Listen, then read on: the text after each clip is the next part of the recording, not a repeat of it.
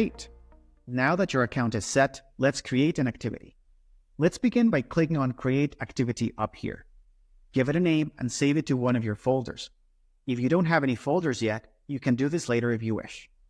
Selecting the target language at this point will help you preset the activity in the language you are teaching. We'll start by creating activities manually so we can go over every activity type and the best way to use them. Once the activity has been created, you can start by adding a cover and editing the welcome page. Click here to add media and a subtitle. Click on the plus icon to add content. Here you are given 6 choices: respond, repeat, multiple choice, media page, and 2 AI-assisted options: import vocab list and create with AI. We'll focus on the latter 2 later on. Today, we're going to start with repeat. This is an activity type that's designed to help your students learn, pronounce, and memorize words in context. Here in the center, you can write what you want your students to repeat. Students will be able to replicate the phonetics and content of the modeled sentence. If they did so accurately, they will be shown a well done page. If they weren't, they will be able to try again. In the builder, you can click on the play button to hear what it sounds like. If you prefer to record the clip yourself, you can do so here. Next to this button, you will also find other optional tools related to this activity. You can add media to the left or right of the repeat section to provide more context. You can also add extra explanations for your students needed and add a translation if you prefer. At this point, this is ready to go. You can continue adding more content or preview the activity from the perspective of your students. You can do this at any time during the creation of the activity. Let's create a respond activity now. Respond activities are designed to test your students' understanding of a topic. These tasks require the student to answer complete sentences about a specific topic, extending to full-on dissertations if your students are advanced enough. Students will receive feedback on their accuracy, grammar, and relevance of their response. These can be tweaked to a great extent, but we will cover more feedback and grading details later on. For now, let's create a simple respond activity. Here, the central area will be reserved for the prompt of a question you want your students to answer. You can have the prompt for this response to be written like I did here, or you can record your own prompt here. In the lower box, you can select if you want the response to be written or spoken. Determine the character limit or time limit and preview what the students will see. In the tools above, you will be able to add media. You can also add this from both margins of the activity itself. Select options like the weight of the question and if retries are allowed, and most importantly, what kind of feedback will be provided to the student.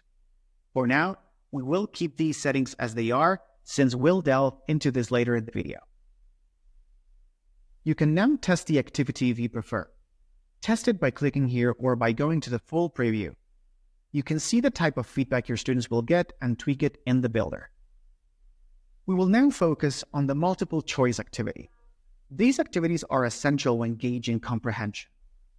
Just like the other types, you can add media to either side of the activity.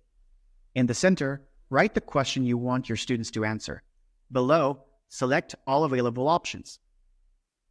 3 are displayed by default, but you can add more if you want to. You will also be able to select if there are multiple correct answers by toggling the question from single select to multi-select and choose to randomize the order of the options as well. Next up is the media page. Media pages allow us to add media to be front and center without any student action required. These are good to provide context, a video to base other activities off of, or simply to provide signposting in your activities. These work just like the side media panels in other activities, but this time we'll focus on more advanced features of these media sections. You can use the top toolbar to add text, photos, either from the web or your computer, text-to-speech sections, audio files, videos, documents, or even podcasts. You can add multiple media sections if you prefer. You can also go into the central field and edit it directly. Type / to enter the text editor.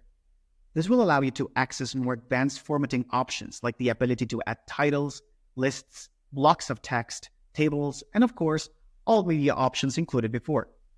If you want to make lots of study material available for your students, this would be the place to have it. Now let's look at the AI-assisted options. Import vocab list works as a way to add multiple repeat activities at once. You can add lists from Quizlet, PDFs, Excel spreadsheets, and text files. Check the option for the builder to automatically add images to the words individually, and select the student's native languages as well if you want to focus on translations. Once satisfied with the list, click on Import to add these activities. Finally, let's talk about the AI Creator. You can access it like we did before with the other options, or click on this icon on the left at any point during the activity creation process. Our Speakable assistant, Chatty, will be able to help you create an activity from scratch or have it create more activities automatically to finish your assignment. It's as easy as talking. Tell Chatty the activities you want, whether it's only response cards, a multiple question, multiple choice test, add repeat cards, or a combination of them all.